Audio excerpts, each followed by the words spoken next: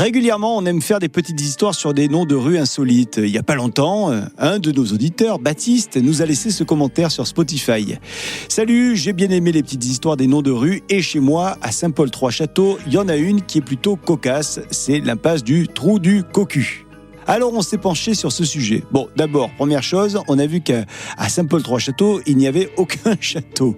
Alors pourquoi ce nom et cet emblème avec trois châteaux La Fabrique Audio présente La Petite Histoire. www.lafabriqueaudio.com. Salut tout le monde et bienvenue dans un nouvel épisode de La Petite Histoire. Je suis Florent Mounier, c'est moi qui vais vous narrer cette histoire qui a été écrite et mixée par Sébastien Girard. Avant de commencer, on remercie Baptiste pour sa suggestion de petite histoire. Si comme lui, vous souhaitez qu'on s'intéresse à un sujet en particulier, n'hésitez pas.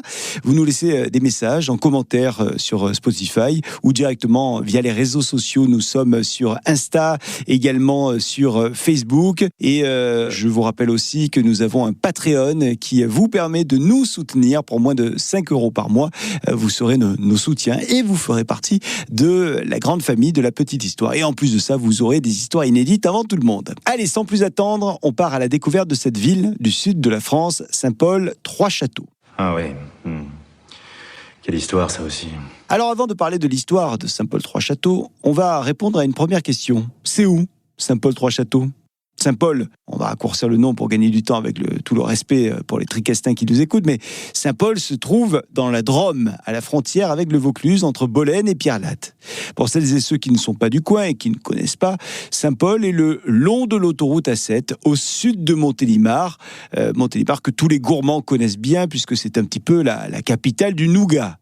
Saint-Paul-Trois-Châteaux, pourquoi ce nom, alors qu'on n'y trouve aucun château ? Eh bien, pour comprendre cette énigme, il faut remonter, très loin dans le temps.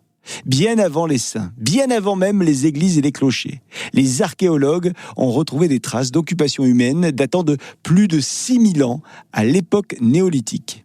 On y a découvert des meules en pierre, mais aussi des outils en silex, des ossements et même une fosse mystérieuse où reposaient 3 individus. Dans cette fosse, il y avait donc une femme au centre et elle était entourée de 2 autres personnes avec un vase intact près de sa tête.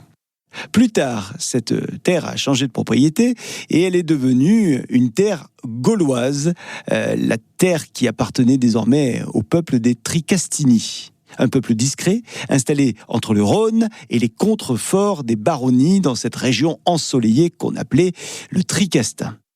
Lorsque les Romains s'y installent, de force donc, ils vont fonder une cité prospère qu'ils vont nommer Augusta Tricastinorum, en hommage à l'empereur Auguste et au peuple des Tricastini. Alors à cette époque, c'est une ville vivante, une ville commerçante, une ville qui est riche, une ville où les voies romaines croisent les marchés du sud. Au fil du temps, le christianisme va s'imposer et la cité va devenir un évêché, siège d'un pouvoir religieux et politique important. Sur la colline, qu'on appelle encore aujourd'hui la colline du château, se dresse la résidence de l'évêque, qui est entourée d'une enceinte fortifiée du XIIe siècle.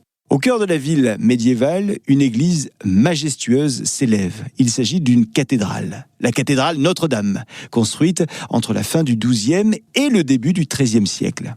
On raconte que cette cathédrale a été bâtie sur le tombeau d'un saint, un saint qui est nommé Paul, peut-être évêque, peut-être ermite, mais en tout cas figure de la ville. C'est lui qui donne son premier nom à la cité, Saint-Paul en Tricastin.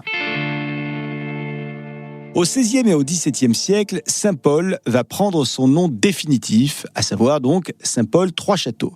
Sa première mention date de 1545 dans les archives de la Drôme. Le protestantisme va s'y installer à partir de 1555 et en 1561, la ville est dite réformée. Les guerres de religion divisent la population, les remparts sont démantelés sur ordre du duc de Mayenne, nous sommes en 1581, puis le temps passe et arrive la Révolution française. Et pendant la Révolution française, la ville de Saint-Paul va changer de nom.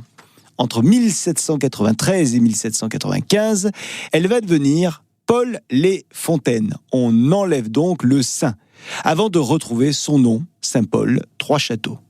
La ville va donc continuer de prospérer jusqu'à aujourd'hui. Mais alors pourquoi ce nom et la mention des 3 châteaux, alors que, comme on l'a vu précédemment, il n'y a aucun château.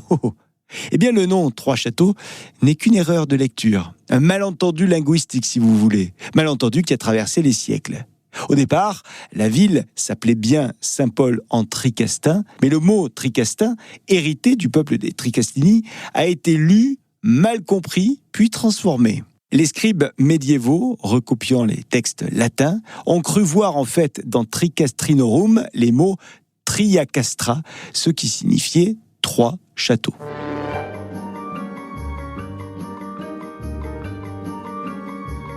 Bon, tout ça ne nous dit pas pourquoi l'impasse des Cocus, dont nous parlait précédemment notre auditeur Baptiste. Alors là, ça a été très difficile de trouver des infos, on va pas vous mentir. Sébastien Girard a directement demandé aux archives de la ville et ils nous ont expliqué que ce mot, en tant que nom de lieu, semblait apparaître vers 1860. On parle alors à cette époque de rue du Cocu. L'existence de cette rue semble indiquer le percement du rempart sud pour que celle-ci puisse déboucher sur la rue du Coureau. Pour le nom Cocu, il y a plusieurs pistes. La piste privilégiée serait en fait celle d'un cuisinier, le cuisinier qu'on appelait Cocus. Et ce cuisinier serait en fait le cuisinier de l'évêque qui, au dire de Claude Boisse au XVIIe siècle, résidait chez les dominicains de l'autre côté du Coureau.